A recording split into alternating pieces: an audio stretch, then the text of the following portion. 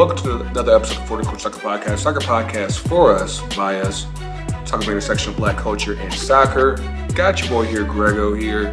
Got my main man, TK on the ones and twos. What's up with you, man? Got us up in the new nice and fancies, man. What's going on with you, man?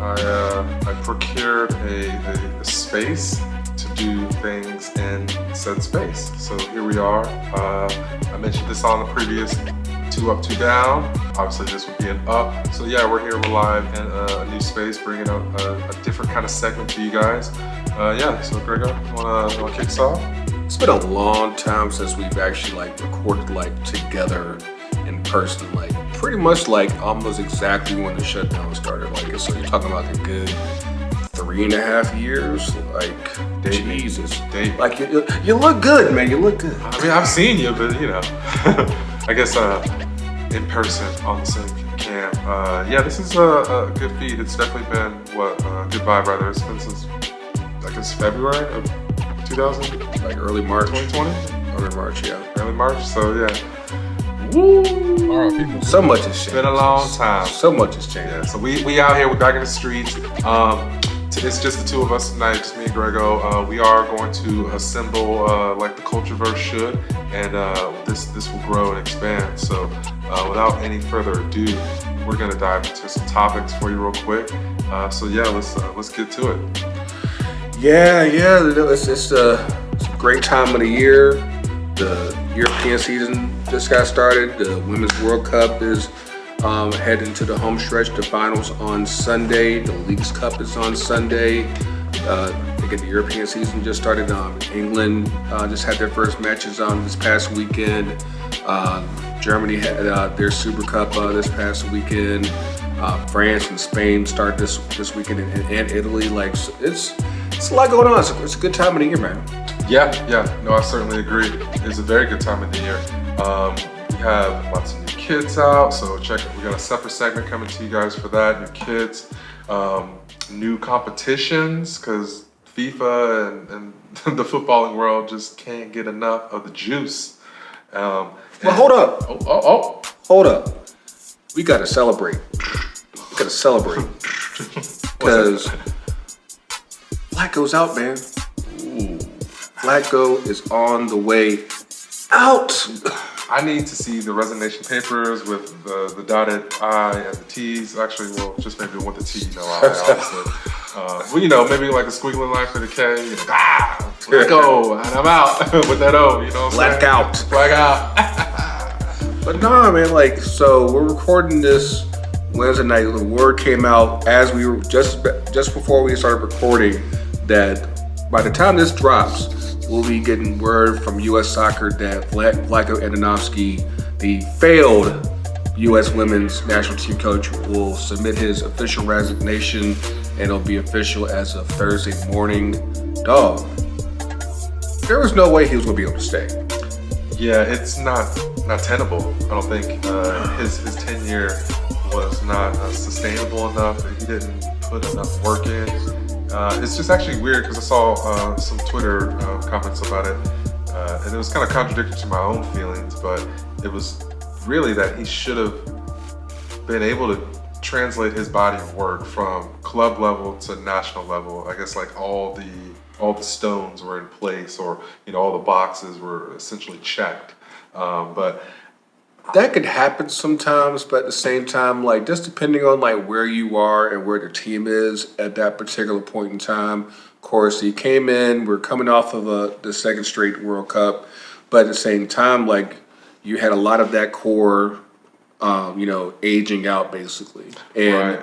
But at the same time, we were U.S. Soccer was still trying to hang on to your Carleys, your Rapinos, your Sauerbrunns, and you're how long can we hold on to those players? Right. At the same time, you see a significant crop of new players coming in: Katarina Macario, Trinity Rodman, Sophia Smith, Naomi Gurman. You have those players that are coming in, and it's you're basically wrestling against the old guard versus the new guard, and in the middle of all that, you had COVID, which basically removed a whole year to where you could have used to integrate new players. we managed to win bronze in Tokyo, but even that was still kind of like, Yeah, that was spotted, I guess Yeah. is the term, maybe. And like you had injuries to Sauerbrunn, Kristen Press, Mallory Pugh.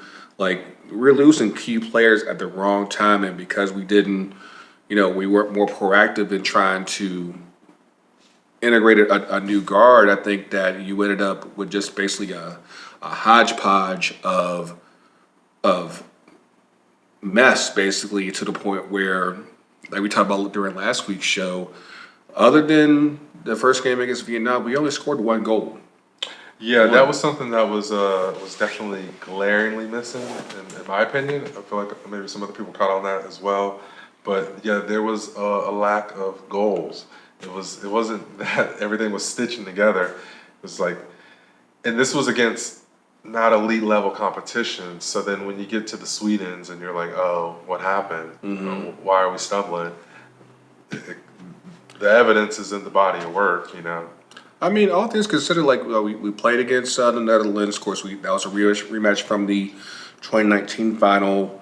We played Portugal, who we've typically done pretty well against, and even like with Sweden, we've actually had a pretty iffy recent history with them. Like they eliminated us back in 2016 Olympics, and and I think they knocked us out of gold medal contention in 2021, if I'm not mistaken. And now you're knocking us out in the World Cup, where this is our worst finish ever, ever. Well, in '95, to be fair, It's a whole different generation. I'm just saying, yeah.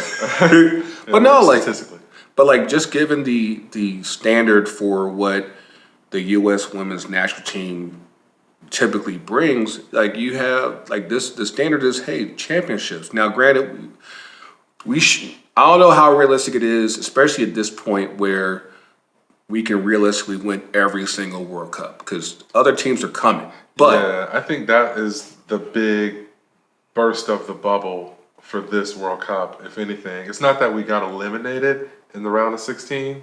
It's that the quality of all the other countries involved. You look pitiful, dog.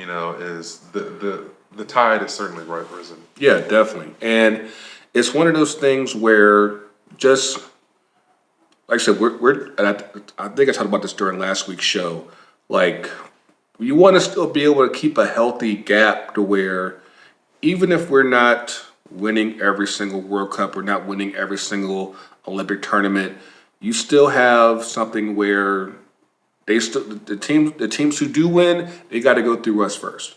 Right. And I think that given our performance here at this World Cup, like Sweden made it to the semifinals, but they kind of crapped out against Spain, and like even Japan, Japan was looking so good, and they managed to lose to Sweden. And then, like I said, Sweden kind of shit the bed against Spain, and now we're looking at a Spain-England final. Which the good thing is that we'll have a first-time winner.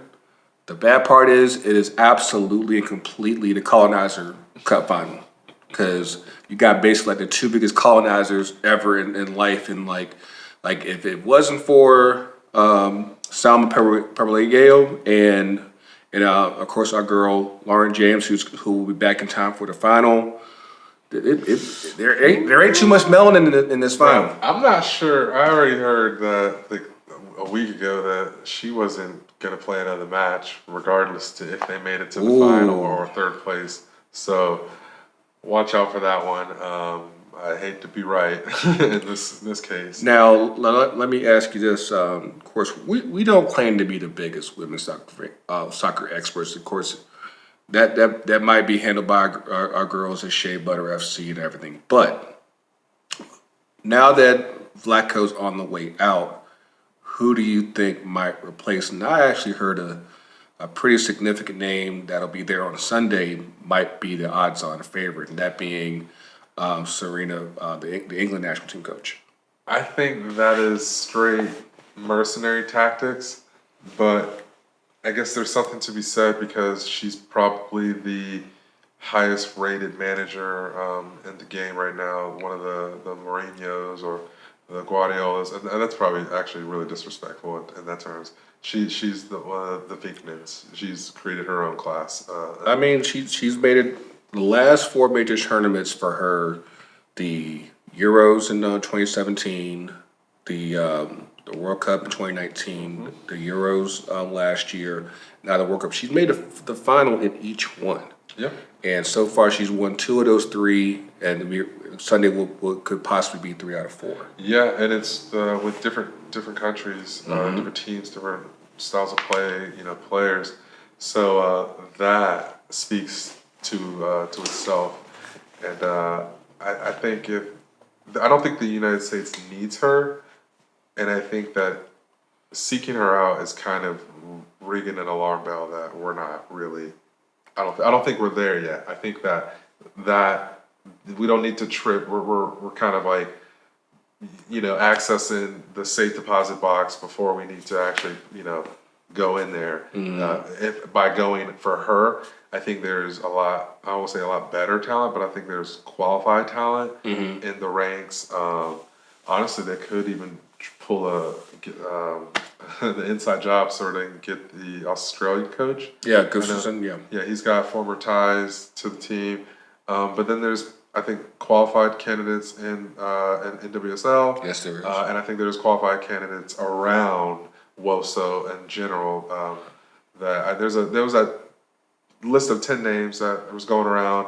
I'm not sure how serious that list was. I saw the one from Fox Soccer. That one, I don't regardless know. of the seriousness of it or who even like put that together, I think for me it was just like a little way to go in and just kind of like gain a little bit more familiarity with these coaches, these managers, and kind of like, oh, okay, yeah, I think if I was gonna be a part of this committee and I had a take in this decision, I'm looking at this maybe with a little bit more, reverence, and I'm looking at that. But everything has to kind of be taken, like. My only hope is that hopefully they do a real search for the next coach. Of course, granted we don't have much time to waste because the Olympics are less than a year away. But I'm hoping they really do open this up and they really do take a strong look at our guy Lauren Hamilton with Jamaica. And also Desiree Ellis, the coach with South Africa. That would be cool. Yeah. But, we had this conversation, I feel, a little bit at the Men's World Cup where we were speaking to the tone of African and underrepresented managers and coaches being given that opportunity on a European stage. True. And it was like, okay, if we can't. Like, I've seen the Moroccan players, like one of them scored a goal in the Super Cup today against Man City. I think it was the opening goal, as a matter of fact. So El Nesri, El Nesri, yeah. El Nesri. So regardless of the fact, El Nesri, yeah. The Moroccan team has garnered attention, and this was even before the 2020 Men's World Cup, 2022. So. I don't know. For me, it's one of those things where like there's clearly like we're not given the shine, we're not given these flowers, we're not given these opportunities when they need to be given out. And I think you made a great point earlier in the week with a social post about the lack of black officials in the yeah. Or maybe just, no. or was it the top two leagues? No. The EPL. They just had their second ever black referee. So for the EPL, they have and this is not even concurrent. Yeah. So it's just like one black guy, currently, and he just happens to be the second.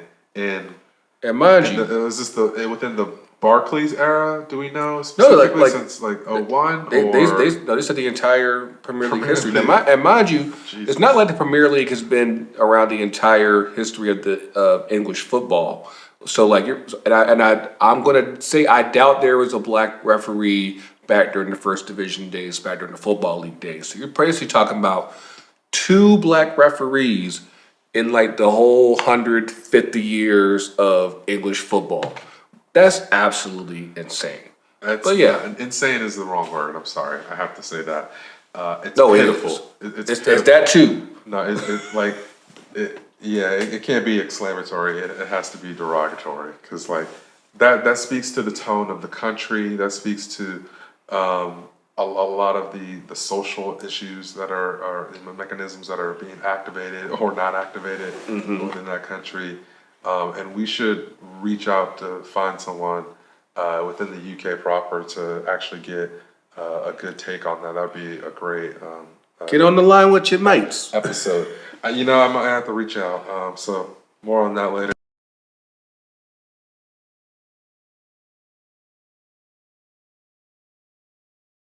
Okay, so Let's the talk EPL. yeah, we can do that. We can do that. The first weekend was this weekend.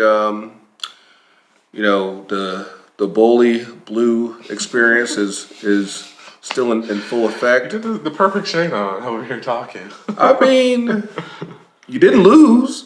You didn't lose, but at the same time, like we gotta talk. No, we gotta talk about two You said things. Bowley Blue. I thought you said Bully Blue. I thought you were talking about City.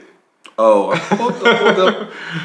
I see, that's the lighter shade. Okay, But so no. we talking about the Bowley's Blues, Todd and Co. Yes. Please continue, sir. My But apologies. actually, I want to talk about two things here. One, obviously, first game of the season against Liverpool, draw 1-1. But we have to get on what happened with this Moises Caicedo situation. So we're talking transfers here. All right. Yeah. Moises that was Caicedo. wild. Hey, the thing is, and here's what I feel like Liverpool fans didn't totally understand. And then it added insult to injury once the news really came more publicly about it. And it's a double burn. So Liverpool fans, if you're just a fan of our content, you have to forgive me for this like next 20 seconds.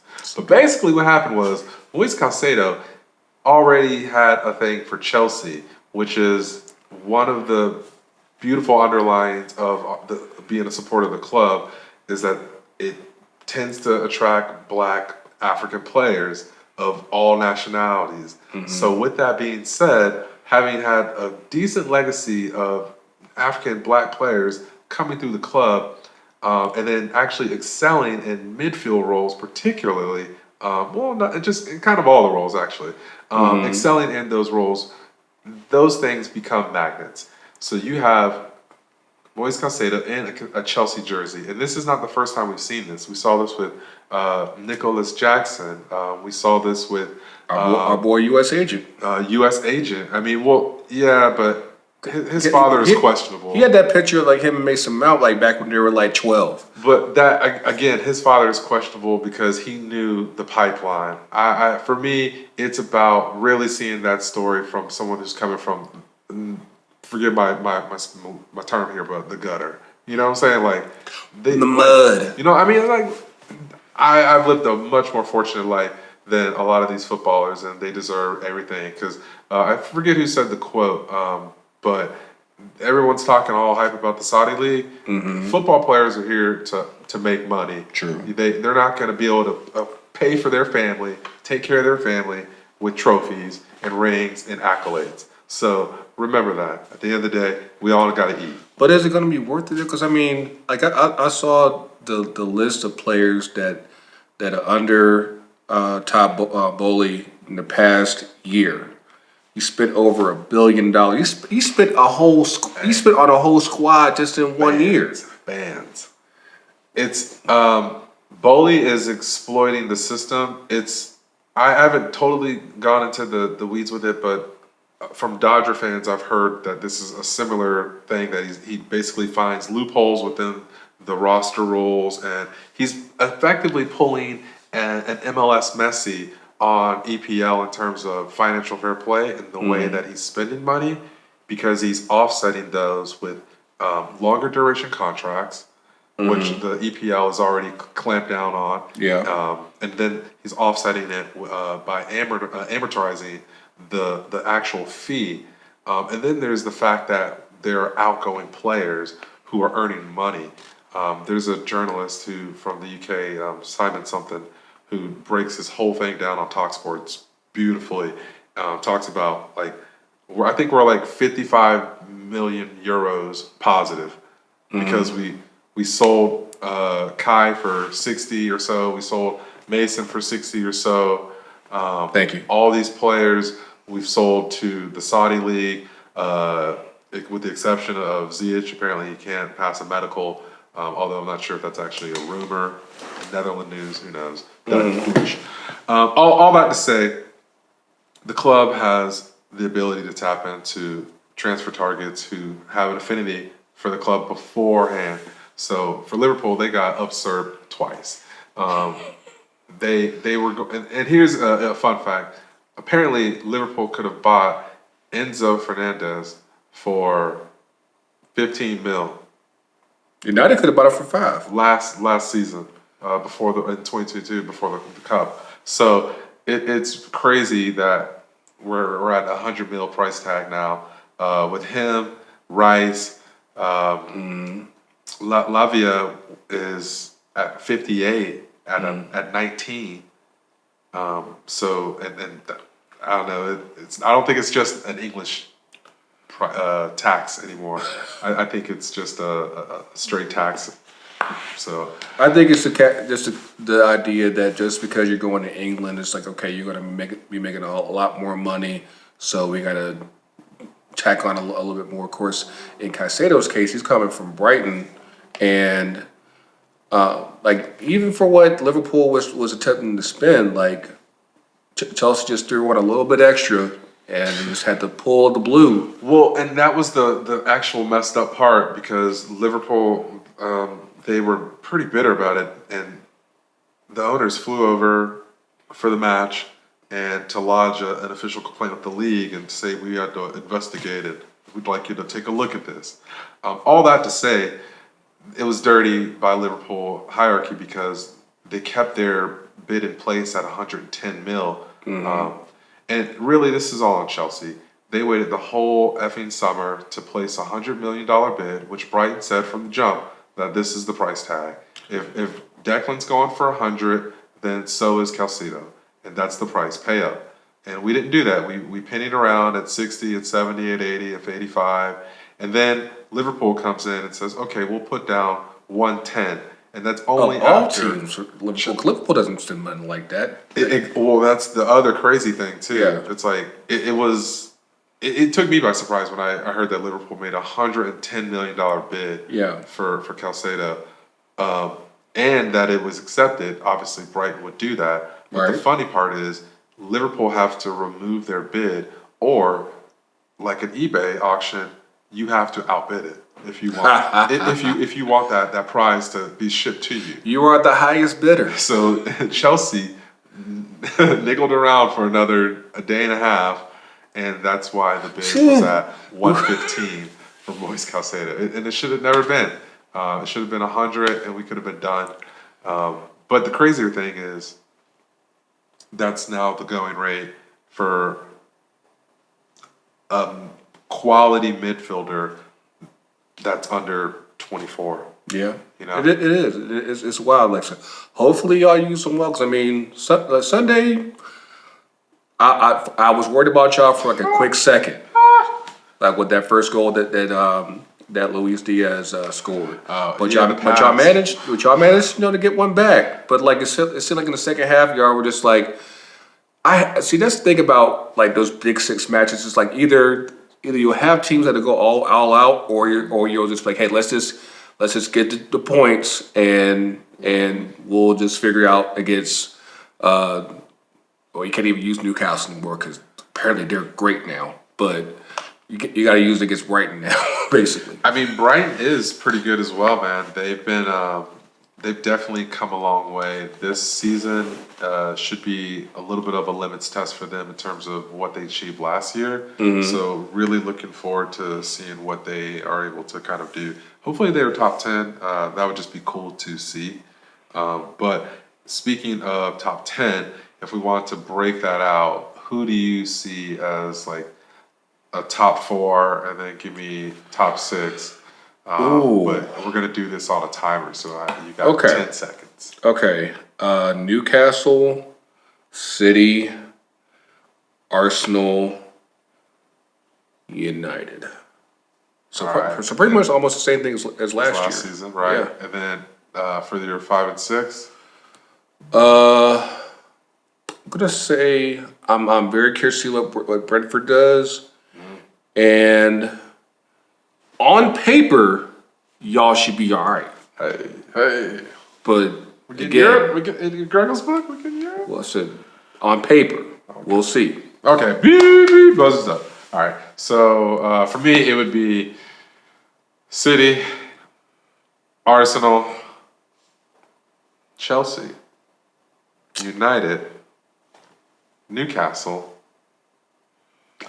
Then I feel like we might see a surprise from none other than Brentford.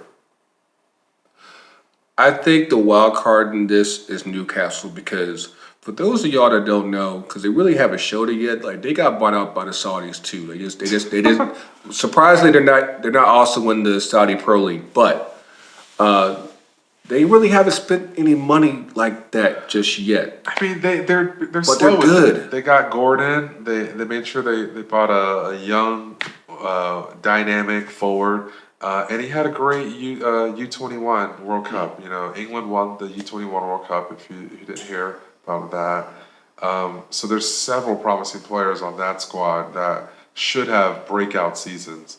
But I am concerned about one of those players in particular. But not to make this about Chelsea. We're going to keep rounding this baby out. So some other crazy things that happened on the first day back of the season was Mohamed Salah put an excellent, He did. Yeah, that assist to pass Diaz was absolutely amazing. was beautiful. But Yeah. you know what happened? What's Mohamed up? Salah was substituted in the 75th minute of the match, and he was pissed. Pissed. And I'll tell you why. What's up? Because he has scored a goal for the last 6 seasons running. In the first game of the In the season. first game of the season. He is a I heard about that. surefire FPL pick. And this year he did not deliver. Jurgen. And that tells me something. I don't know if he's being protected. I didn't know. I didn't he's watch like- Liverpool. I don't know what the preseason looked like. So I know he's like over 30 now, so like, and of course, at this point, like he's one of the leaders of the team, obviously. And I would not be shocked if Klopp is like, yeah, like let's protect him because basically he's our main guy, leading the way in the attack, especially as they integrate all these new guys. Because like in Diaz's case, like he basically spent most of last year injured. So Right, yeah, So yeah. like it's almost like getting a whole new player. and then who's the actual midfielder? They got Or Alexis something like that? McAllister. Yeah. Well, you And- see, the thing is, he's only going to be. This is my opinion. I know what he did at Brighton, and at the World Cup, but he's only effective offensively. Well, they do still need a 6. That's what I'm saying. So if you are the opposition team, a double 6 is going to eliminate McAllister immediately from a tactical standpoint, in my opinion. You know who they should look at? Should look at our boy Tyler Adams, especially since your boys reneged. I mean, that would be honestly. I wanted Chelsea to buy Tyler Adams, but I knew it wouldn't be a good thing for the casuals. For how y'all are spending, he probably wouldn't play a whole lot. Well, the fact of the matter is, Conor Gallagher is a better player all around than Tyler Adams, and we're looking to sell him. We have a young Lewis Hall who we're going to sell to Newcastle for probably $30 million, and he's going to blow. Like you guys, or not you guys rather, but Newcastle just bought Tino Livramento from Southampton, who's a former Chelsea player. There's a sell-on clause in there, so Chelsea got some money out of that purchase for Newcastle. Point being is he was depth behind Reece James, and you're The not new captain, by the way. right. So love that, peep that. So Newcastle is coming, and they're prepping for Trippier to no longer be as effective as he is. I think that Tino Livramento is like 22, 23. You know, that's they got a guy for the next 4 years at least that should be solid for them. Gordon, they got another guy in the front that they're building a spine. They got Isaac, like Newcastle's he gonna be one to got watch, money. man. Yeah, he got money during that first game of the season. But I mean, like I said, Liverpool. I'm sorry, not Liverpool. Newcastle is absolutely the X factor in this top six because they could honestly, I think the experience from last year, I think that they could be City's next rival. I mean, I think that United still has a little bit of ways to go, especially with Martinez out again. But I Newcastle's gonna be a hard day for everybody this year. Everybody. Yeah, no, I think Newcastle will easily be in third, third or second position by the end of the table. They're probably going to wipe the floor with most teams. I don't think most teams in the Prem are set up to play against them. But one last thing before we wrap up on the EPL, because of course one person that was glaringly missing from Who that? opening weekend, Who that? he finally left. Harry Kane left. Did he? I didn't miss him. I think Spurs did, but Yeah. Did they even win? I'm not sure. yeah, the deal was finally done. He is on his way to he's out Bayern. Now, here's the funny thing, because they played the German Super Cup this past Right. Saturday, and they literally got his paperwork done in time for him to be able to come off the bench. They probably told him like, hey, all you got to do is just hop off the plane. You'll lift the trophy, no problem. Why these guys lose 3-0 to RB Leipzig? Hey, RB Leipzig has gas. People don't realize, they keep sleeping on it, and Cuckoo came from that side. You got Tino Werner over there. They have a pretty decent midfield.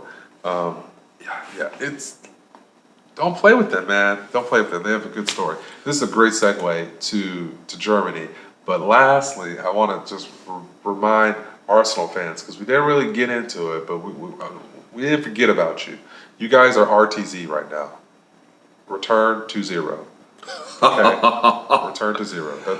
That's where you're at. I know things look positive, but you got an injury crisis. You need a center back. You need a right back. Still got to figure out striker because Jesus is out again. Yeah, if you're gonna sell my man Balunka, then just be done with it. Get him to a club where he can excel. I'd like to see him go to Tottenham and then do that thing on you guys, because that would be bittersweet irony. And maybe Kai will turn good for you guys. But RTZ, we'll see what happens. You guys are injury crisis mode. And we're gonna segue to the TBD. the DFB Polka results. I'm not really the guy. We're gonna recommend you guys to 50 Plus Donner. Our guy Jake is the ultimate source of sorts in terms of German football. Shout out to me and Mark, because he and Jake did a live watch of the German Super Cup. So yeah, they were watching this all in real time. And again, I can't quite put my finger on what's happening with Bayern just from the past season and a half, because of course we love what's going on. Bayern's so black and everything, and of course they stick in this giant toothpick in the middle, thinking that they need to replace Lewandowski with Kane. I'm like, one, they're not the same type of striker, and two, Kane is not a big game striker. He's not, and granted, by the time he came in on Saturday, they were already down 2-0, so they're already kind of playing from behind. But again, it wasn't like he helped get them back. So they're gonna need some work. You're telling me that they tried to give this man his debut introduction, hand him a trophy, and say, "Hey, just come on, do your best Zlatan impression." Mm-hmm. You watched that match, right? Okay. Here, Ari, okay, Ari. You what? Do what he did. Harry will score. Yeah, just score. Don't worry about your teammates. They'll pass the ball to you. This is my impression of Tuchel, but he's German, so we'll see. They need some work. They need some organization. But Tommy Tactics is the manager for that, so I'm gonna just wait and see and enjoy the popcorn in terms of. I heard they were a favorite for Europe this year. I'm like, this team? Well, it's only simply because they have Harry Kane. It's like you have an elite striker, but what they didn't do, like I feel like He is the English Wando, dog. well, like he could have came to Chelsea, and that would have been a smart decision because he would have been set up to like excel. But I'm not sure that he's like they didn't. The squad at Bayern is not. This I don't know. This is popcorn. All I know is just wanna that see how this works. don't let this championship streak end while he's there, because if it does, Sheesh. they'll be like, it's the English guy's fault. Well, and there's a lot to be said for this because he moved to Germany in essentially the prime of his career. He's 29, 28? I think he's about to turn 30. Yeah. Okay, so he's about to turn 30. So still pretty much on the other side of that hill. And mind you, he's like at his pace, he was on track to break the all-time EPL goals record. Here's the plot twist on that. I think Kane is going to. This is his glory shot, and he knows he would just get too much shit. He is in the good graces of pretty much all the English press, but he would get too much shit from the media if he moved to another team in England. And there's only 2 teams he could have moved to. I mean, 3 realistically, but honestly, it's either United, City, or Chelsea. Yeah. Like, so with that being said, he would just get too much shit in the media. So he's going to Germany. This is his escape path, and I think in his head, this is his pathway to glory. He's got 3 years to give this team a chance to build around him. I say 2. Well, I don't even know what his contract's for, but let's just pretend and say 2 to 3 years. Yeah. To build some chemistry with the squad. You see what happened with Sane, or not Sane. Mane. No, with Mane and Sane rather. So there is a dynamic within that squad that needs to be leveled off in terms of adapting. So again, this is going to be tactical popcorn. I implore you guys to come back and maybe we will make this a segment by itself because it's going to be really good, I promise. Let's jump to Spain real quick and we're just going to fly through this. Xavi, red card. All right. Barcelona, the league winners, right? They're back from whatever. Nope, they're not. They're still acting a fool. They played Getafe in the opening match. Did they ever get over the flu while they were here? I'm not sure. It's The probably way they just played, 86-degree weather and the adapting. Like, the trip really put me under. But I can't speak to that. I don't know. All I know is 4 red cards were given in the match between Barcelona and Getafe. One of them went to Xavi, and the match still went to Team 0-0. So I don't know what's going on. I think Pedri didn't get onto the pitch until halftime, second half. So I'm not sure what tactical mumbo jumbo they're doing over there, but I'm sure they'll be fine. Continuing on, Gerard Moreno, remember that guy? Got injured first match of the season, and this is a theme: injuries on the first match of the season, kind of across all the leagues in Europe. So that happened. They were playing against Villarreal, and basically the man went off. It was Real Betis of Villarreal. He went off at like the 24th minute. Jumping over to Real Madrid, Bellingham. Whew, man, what a opening display. He already had a bit of I won't say a worldie, but golazo, as some like. Got to throw the lisp in that. In preseason, Bellingham had a golazo, and then his impact. I mean, this man was all over the place, winning back the ball. Just a true box-to-box midfielder. It was. I'm not sure if you saw any highlights, watched the match, but I saw Bellingham's goal. I did see that. and he started that move from he won the ball back. Yeah, it was great. Drove it halfway up the pitch. I'm really excited about Jude Bellingham. I was disappointed that he didn't come to the Prem, but Los Negros. Oh, Los Negros is So in full effect, and I'm just waiting for our girl Linda Caicedo to come back from the World Cup so that we can get Los Negros on the women's side. So it's like Madrid about to be so black. yeah, we famed out. But look at these injuries, man. Like Thibaut Courtois out. I was just about to touch on the backside of Real Madrid looked great going forward. Yeah. And then Peter Militao, both of them tore their ACLs. Yep, done. All this up in here. Mm-hmm. Just and now, mind you, Madrid went out on a search, and mind you, there was a perfectly good David De Gea out here, free agent still, hasn't been signed by anybody, but he actually went to Yo Boys. They said, I would rather not pay a transfer fee. Well, he's a free agent. Well, that's what I'm saying. They go, I would rather just pay wages. Oh, so if anyone tries to reason with us, we've already outsmarted them. We're smart. They got your boy Kepa.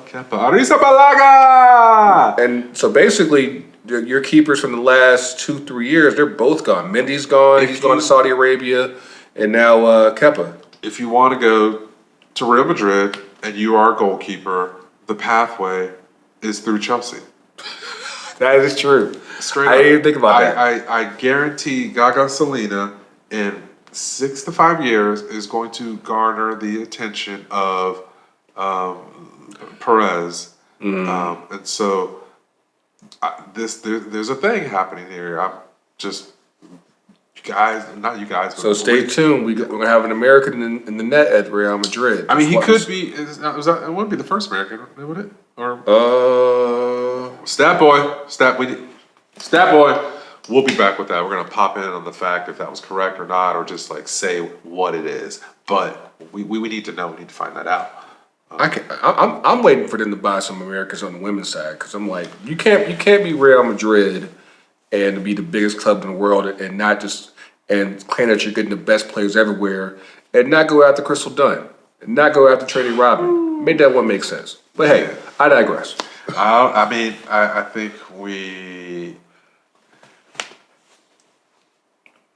there's a conversation. Go buy Naomi Girma. Yeah, please. There you go. That's a shout. She's a little. Yeah, I don't know. I feel like dark skinned people in Spain is kind of a whole different thing. I don't know what's happening right now, but I know that whatever Black Queen came into Florentino Perez's life, God bless you, because Madrid getting black. I mean, I think that is actually a great segue to do a hot button topic that I've been wanting to kind of dive deep into, but without doing a tangent here. I think that, this was prompted from a clip on social media that I saw. This was basically a thing where they have scouts saying that the emphasis across global football is to bring in African players. And we at The Culture have kind of always harped on the terminology use of pace and power, and just really the focus on the physical attributes of an athlete and leaving out the mental capabilities of the athlete, which have to obviously be there for them to have even been present at that position to have the opportunity. So with that being said, it's really challenging for me to kind of like just grasp all of that and think like, is there actually an issue with the recruiting? Are we only recruiting African players for pace and power? Because if we analyzed it under that scope, it looks really shitty. You know what I'm saying? I mean, it's definitely something that is just like 20, 25 years ago, when the market truly became global, it's like, okay, we got to find us a great Brazilian player because they have all this flair and they have all this speed and all that stuff. Now it's open to the point where it's like we know we know that African players are super hungry, like how you talked about earlier. They're coming from the gutter, and they're hungry. But at the same time, like you're kind of underselling what these players actually provide because you have so many players who do have obviously the intellect as well as all the physical attributes to be able to carry your team to whatever trophy, whatever league that you want to win. And again, like, we deserve all the plaudits, not just, hey, you got pace and power, like all that's all the way played out. I think is beyond time that you recognize that the players that are out there, they're able to navigate and dominate in all aspects. And I hope that we get to a point where we're not just focusing on, you know, what we do down here. We're looking at what we're doing up here too. So Yeah, and I think a big component of it is the way that the announcers choose to utilize the language of adjectives in terms of their description for players who are creative and players who have a a burst, who are physically, a prowess. Um, and it's we Dan Vaughn from Protagonist called out one of the announcers, Jackie Oakley, during the World Cup, the Women's World Cup Nigeria match versus England. She used the term belligerent to yeah, describe Nigeria, and there was a bit of a Twitter, like yeah, back and forth that was a bit of a thing. for a Yeah, week or so. And I was involved in this as well, so I'll speak to it in the sense of just the way that it doesn't even necessarily need to be like, oh, I use this term in a positive manner, or our society has accepted the use of this term in a positive manner.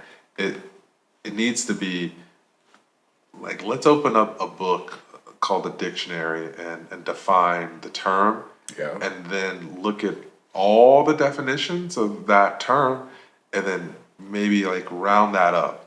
That would be how I would deduce it in my logical brain, and just kind of say, in the facets of life that I've encountered the word belligerent, never in any way has it ever been in a positive connotation. So for me, when I hear the announcer describe a black African team as belligerent, but trying to pass it off in a complimentary fashion, it just screams like, oh, I fucked up. And then when she had like actually took the time out of her busy schedule to reply back on Twitter about what we said, it was her doubling down on it, and that was really disappointing, honestly. And then it followed with all these actual compliments of the way the Nigerian team played, and the way just actual compliments, and talked about their struggle and things of that nature. Nothing negative. It was simply the fact that if you make a mistake, be like brave enough to own it. Be brave enough to say, I understand in my part of the world, or in my circle of the world, this word is used this way, or I use this word in this way. But I also understand that my use of this word, the way it lands on your ears and a lot of other ears, sounds incredibly damning, incredibly bad. And I owe you an apology for that. I should think more carefully about the language that exits my mouth, if I'm going to be an announcer for literally the biggest stage in the world. So yeah, that would be my rant. Got nothing but love for Jackie Oakley. I just wish an apology could have came out of that interaction, and we both could have walked away having seen both sides of the fence, as opposed to just saying, standing on my hill and kind of dying on it. So yeah, that's my take on that. Yeah, I mean, like I said, we need to get better, and we need to become more aware. And it's not even so much we, like, because again, in a lot of cases, you're seeing a lot of white faces that call these games, and they have to be more cognizant as far as the adjectives that they use to describe players, and just really getting to know players on more than just a physical level. And you do that, you realize that, yeah, especially you gotta think about it. Like, we already create so much dope shit, around the world. It's like, you mean to tell me that we're not creative in soccer? Come on now. Well, and that's a huge point that I have a huge issue with this, and I just haven't been had the energy to call it out the amount of times I see it. But it's really a big deal. Is like when they describe a player like Kevin De Bruyne, who also got injured on the opening day of the league, out for months. They describe him as brilliant, as a tactical master. He sees the game with so much vision. Think about the ways that they explain Xavi as a midfielder. Think about the way that they explain Peel as a midfielder, or as a defender, and just as a player. And I think there's an advert going around now where they're talking about how many times they analyze Xavi's his swivel, and he's looking. Or I think I tried this, where he's looking around every 2 seconds or something like that. Imagine the freaking the work you're doing here. You know what I'm saying? In a 90-minute match, just having that awareness, that tactical ability. You don't hear that compliment given to black players. You don't. Well, one, are they watching like that? And then two, to be fair, Xavi's an all-time player. So it's not even if it's who. But my point there is, preload. If you're not watching Bellingham and how he's surveying the pitch, this great counterpoint. Continue. Yes. And if you're not watching how Clarence Seedorf scanned the pitch, because he played on multiple Champions League winning teams, and throughout his whole career.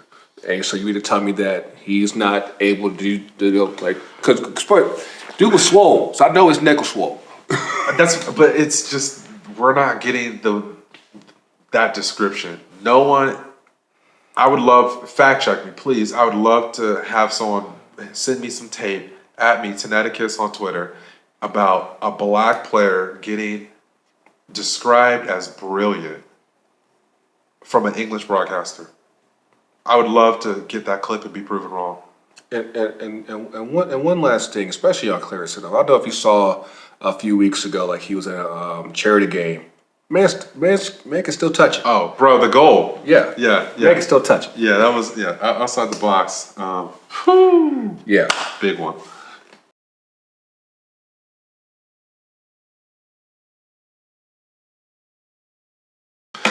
All right, guys. The exodus continues at PSG. There's drama. They want Mbappe gone. They don't want Mbappe gone. There's a deadline to leave. There's a bonus if you don't leave. What are we going to do? Nobody knows. Nobody really cares. Everyone knows he's going to Real Madrid. We just don't know when. Then you got Messi. Oh, wait, Messi's gone. Messi's in MLS. We're going to talk about that. Who else is left? There can be only one. Neymar. So this man has finally decided to leave for hello? Browner pastures? I mean, I want to say greener. I guess it is greener because Tanner pastures. Tanner pastures. This man is getting, we could say tan because the sand is tan. Yeah, the sand is tan. He will be getting the whole cow, the hide, and the bag that you wrap the cow in after. That was a little explicit, a little graphic. Yeah. But this man is taking home buku uku. He's got like 90 perks. Like, just give me a couple here real fast. So he's got a huge 25-bedroom mansion, a 80,000 for every Al Halal win, and check this out, because of course he's basically going to be an ambassador for Saudi Arabia. So every time he posts on social media something for Saudi Arabia tourism, he gets 500,000 euros per post. Bruh. So basically, like you can have a whole contract just off of Saudi Arabia posts. I would be setting up AI to take, like, if this man has 25 bedrooms. Yes, dude. You're bringing your whole family. He's bringing his sister. Well, it's not even. No, I'm talking like we're going straight. Like, you know how you'd fill up a room with computers and mine for crypto. Yeah. Like, bro, this is what this man needs to be. If I was Neymar and I was gonna already kind of like set my third generation after, like my great grandkids, So if I was gonna make sure they were straight, then I would just have like some AI going. And I would definitely be doing that. But you got a private jet, and how many bathrooms do we know? It's 25 bedrooms with like 3-bedroom, 1 bathroom. I don't know if I could do that, but so 1.5 is a difference. So I was listening to Counterattack earlier today, and they're apparently mansions are a thing in Saudi Arabia. So like this isn't even an anomaly. Apparently, there's a lot of people who have 25-room mansions in Saudi Arabia. But actually, there's some clips walking around from Qatar. Actually, and I know this is it's all obscene. Yeah, slightly different region, but same mentality. But no, it's all the same region, and like because I think Ronaldo has his own mansion. I think Neymar has access to a hotel on weekends. I'm like, what do you need if you already have a mansion, what do you need a hotel room for? Bro, but whatever. Saudi tourism is on the up. Grego, you did not get the menu? Oh, no, because like at this point, you really have to take into account like the number of players who have all chose to come to Saudi Arabia. Like it's a really, really huge list. I mean, you got players like, of course, you have Mr. Seven Ronaldo, you have Neymar, you have Sadio Mane, you have N'Golo Kante, Fabinho, Karim Benzema, Ruben Neves, Sekou Fofana. They're not to mention Steven Gerrard's coming to manage. You have Jordan Henderson. Who's my guy from Nuno Espirito Santos? He's managing there now. Slaven Village, and not to mention they just signed a deal with Fox. They did. Fox. I knew this was going to happen. It was going to be a race to see who got the coverage. Yeah. But honestly, this is Fox behavior. They shilled for the World Cup. Well, it was not shill for this. Not even that they, I'm sure the bans would have been handed out from any major network to get the rights for the World Cup in Qatar. Mm-hmm. But the thing is, Fox totally placated the Qatari government for that event. And I don't know if I would have saw those same images if I was watching ESPN or no CBS for example.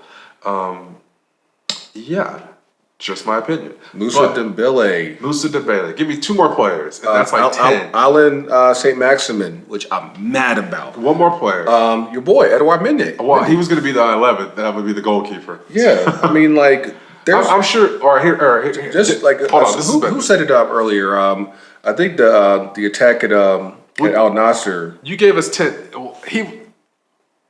Was he playing for Sevilla though? Who? Yeah, Al Nasser. He's playing for Sevilla though. No. So let's just put it this way: you gave us 10 pretty high-profile players, right, that have moved from the top 5 leagues in Europe or so to the Saudi league now. Here's the point I'd like to point out that no one is really speaking to.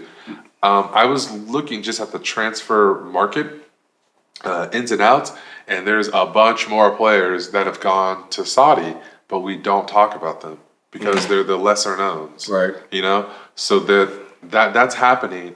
And there's players that we've forgotten about. I want to say like a Victor Moses, for example, but like he could be over there. You know what I'm saying?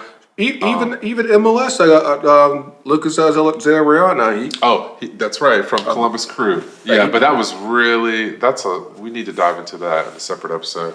But yeah, so there's some crazy stuff. Neymar though, he needs the hotel vouchers because he has a Bentley Continental GT, which his sister will fit in, and her friends. A Lambo. He's got a Lambo. He's got an Aston What Martin. kind of Lambo is he? Oh, I forgot the model. I know that he's got an Aston Martin DRX. DBX.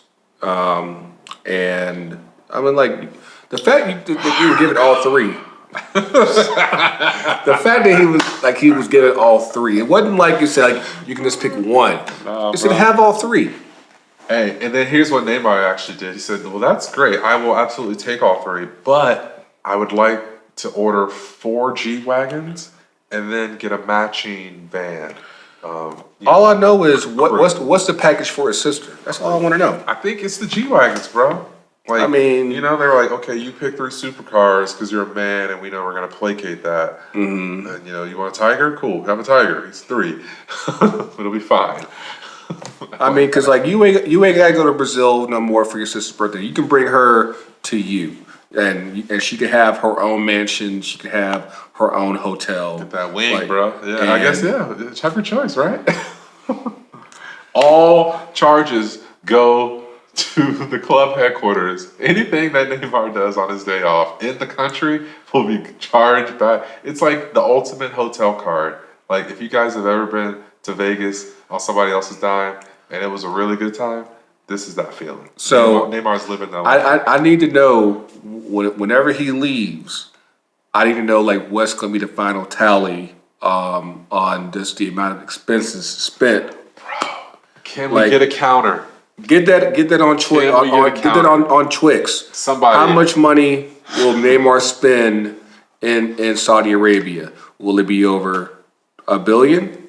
Will it be $5 billion? Let us know. FTC UTD. We got to hear what y'all got to say. Felipe, let us know. We need I need somebody from the Athletic to because I'm not going to Qatar to get that information. So yeah. Speaking of getting the money counted up, can we reset the counter real quick? Reset the counter. I mean, it only took one weekend, man. Like Germany and shout out to our guy Jake from 50 West Stunner because like he's probably the biggest Julian Green stan in this country, and of all people to get the racial hatred, it was Julian Green. I'm like, come on now, y'all, man. Like what are we doing? Like I thought Germany was supposed to be the nice country in Europe. They don't do people like they do in England and Spain and Italy. But no, do that. It's less. It's just less. This is the thing about when you hear these stories. You're like, oh, it was supposed to be better. We're the good guys. I heard it. Yeah, I heard it was a good vibe over there. The good guys with the good vibe. Yeah. You know, but the fact of the matter is, it happens everywhere. I lived in England for like 8 years of my life, and I never had one iota of racial like feeling ever happen to me. Moved to South Georgia, and that happened in one fucking week. So. You know, it's just different. It's just. I mean, it is South Georgia, but yeah. But I'm sure you could speak to the same thing in sense of moving from DMV to. You know what? Like honestly, deeper south. Honestly, it wasn't that. I'll push like this. For those of y'all that don't know, I'm from North Carolina. I moved to Virginia when I turned 12, right before I turned 12, and I would easily say. My first bit of racism didn't occur until that first year I was in Virginia. It was 6th grade, and this little girl said something to me just out the side of her neck. And of course, it's ironic now because she later on, of course, she married a black dude, got black kids, and all that stuff. So she was just projecting, all the fears. Yeah, because she knew what she really wanted in her life. But hey, I see you, Kelly. I I see you. digress. You called this girl. Please don't be Facebook friends with her still. I think I am, actually. Great, yeah. You gotta do better.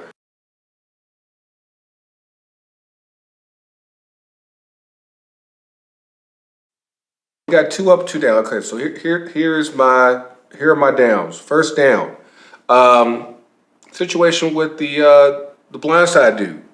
Michael Orr, others? Yo. Others? What say his name? Okay. Michael Orr. Yeah, Orr. and It it's looks like others. It's like conscious when you realize it's con and the T is silent. But no, all I want to know is if that's true, that is the most shadiest shit ever. elite. You made a whole movie Elite shit. getting over on this dude.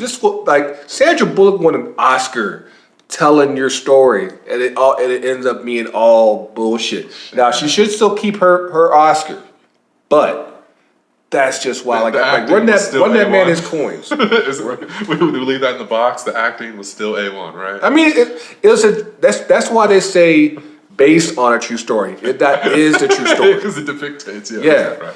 So Fair. that's just absolutely wild. The second down is, I'm not even gonna say it's the down. It's just more so like really, but Leagues Cup. We got Nashville and Miami in the final. We alluded to it last week. I don't want to say it's rigged, but at the same time, it's just too damn easy for Miami. If anyone saw the Philly match, just don't even worry about Nashville and Monterey.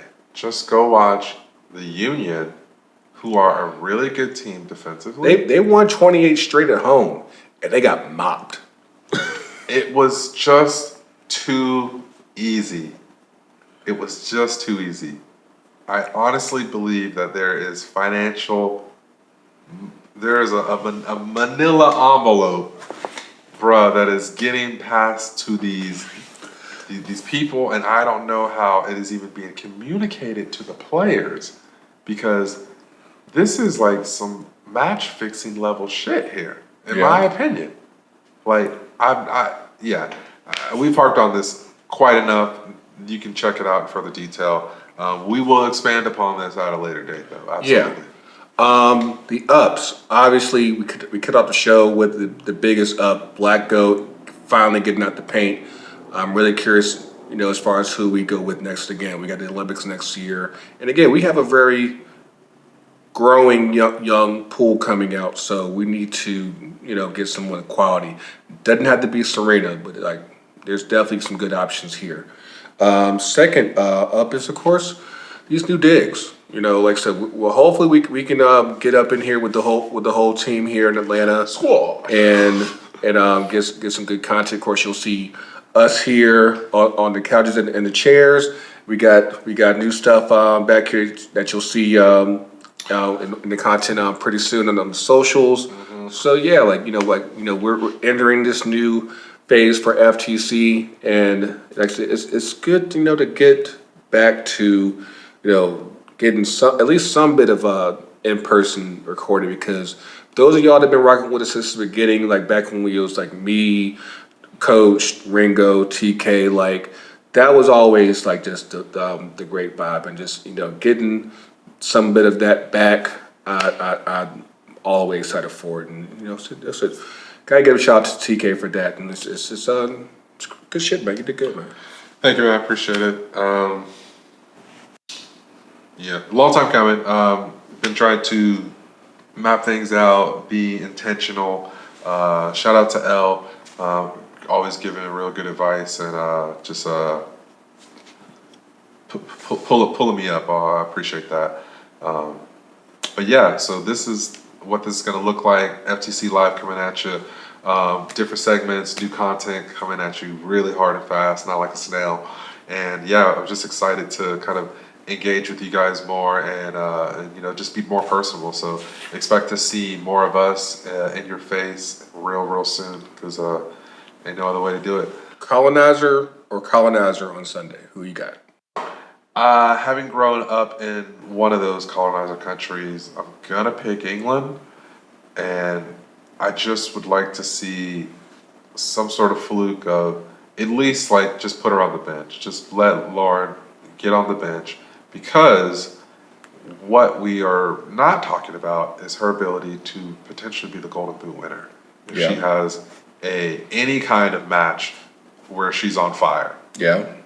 Like if they mark, here's the issue: Spain can't even tactically set up to mark her out because they don't know.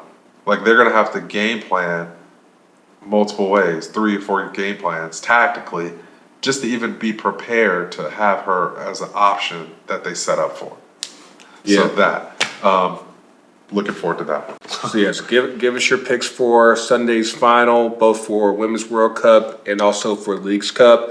One last thing, if nothing else, shout out to Sam Kerr for her goal in the semifinal. Worldie. That was a moment. Yeah, that was certainly Absolute moment. Well, and I feel like we keep getting moments in every round. There's been really great goals in every round. This has been a Women's World Cup 2023. Best one ever. Remember. Best one ever. But I think that one will rank higher than all the others. And I will tell you, I cried when I saw the Martha Cox goal go in. Oh yeah. For Panama to be the first person to score a goal for your team in their debut in the Women's World Cup, to write that history for your country. Big up. Philippines. Big up to Martha Cox. Philippines, Jamaica, there was first goals ever like that. Like this was a really big World Cup for a lot of countries, and of course it only gets bigger from here because, like I said, we may be in some familiar surroundings in 2027, but I said we'll see. But of course, let us know what you guys think for Sunday's final. Conversation continues on the socials at FTC, UTD, Facebook, Twitter, Instagram, FTC UTD Pod on TikTok, Threads, all that jazz. Follow us. Threads, please step your shit up. That's all I gotta say. Because I can't. I gotta pay for. It's for not gonna happen. They're still inviting people. They built a platform as an alternative exit to Twitter X, and then they didn't finish it because Twitter came back to function. The nerd Elon wants to make us pay for TweetDeck. I mean, he's setting it up to be a financial platform. Oh, that's why you have to add your government ID in the coming weeks. One more thing. Last up, Renaissance this past week in Atlanta. It's absolutely insane. I know way too many female friends that went up in there. It was an absolute movie and a half. So shout out to Beyonce for that. Shout out to all the people who came through for that. The Bay thing, yeah. Mad scenes. Yeah. But we got anything else? Hold on. And then we're gonna cut it in real quick. Or you look natural. So then, I'm gonna get some ups in real quick. Shout out to Daniel Sturridge. It is great to see that representation. We had Michael Richards as kind of like that initial, and Thierry Henry, Happy birthday, TT. But it was just great to see Daniel Sturridge on the broadcast, getting real wavy with it, getting funky with it, just being like a goddamn nuisance, honestly. And it was just great to see it. And I love the vibe. I appreciate the presence, and whoever was responsible for making sure that man had the opportunity to be on a national televised broadcast for football. Thank you, because representation matters. Another up for me is going to be Trump's indictment. Oh, yeah. Holla. Georgia hits a little different, and by that I mean Atlanta influences everything. Shout out. Oh, next week, Atlanta United unveils their third kid. Me, Coach Tony, will be up in the spot next Thursday. I'm there. I think who else is coming? I don't know. I'm there as well. Okay. I don't know why Gregor didn't say nothing about me, but I will be there as well. Yeah. So we'll be there. Exclusive content coming. We'll get there. That. That's just going to be a shortcut. Also, another down for me is Hawaii. the goddamn island is burning. People worried about Obama's place on a whole other island. My heart goes out to those people. Shame on the people who are vacationing there and acting like, oh, what's going on over there? You know, acting like they're ignorant and just non-conscious to the suffering that these people do we get it just kind of on the pineapples? I mean, dude, seeing some people run into the ocean to get away from it, that hits different, bro. I'm sorry. So shame on those people who are continuing to vacation while that state is going through all of its craziness. And shame on the politician, Marjorie. Honestly, shame on all politicians. I'm not even gonna go into it. Last up, happy birthday to JJ Okicha. It was his 50th birthday on the 14th, so a couple of days back, August 14th. Formerly of Bolton Wanderers, if you are an English football fan, or if you're a German football fan, of Eintracht Frankfurt. And this man was a goddamn baller, bro. This man was a baller. If y'all don't know, go check out JJ Okicha. Man, this man did it. I was talking like pre-Ronaldo, like skills. And it's a black man. Football existed before Messi, Ronaldo. So shout out. Actually, I heard wonderful adjectives used when they were describing my man. Was it magisterium? Things of that nature. But yeah, those kind of be my ups and my downs. So we gave y'all enough ups to to cover the whole squad. Next week we'll be back with a new episode. And so again for TK, Greg, the whole team, of course, 2 Cents, Shea Butter, Can I Kick It, Walking 90, and of course, That Dream of Freedom, and of course, us. So we'll see y'all next week. As always, the culture's real, the culture's everywhere. Be sure to donate all your silver boots, ladies. So I'm going to tell you. We'll see y'all soon, and we out.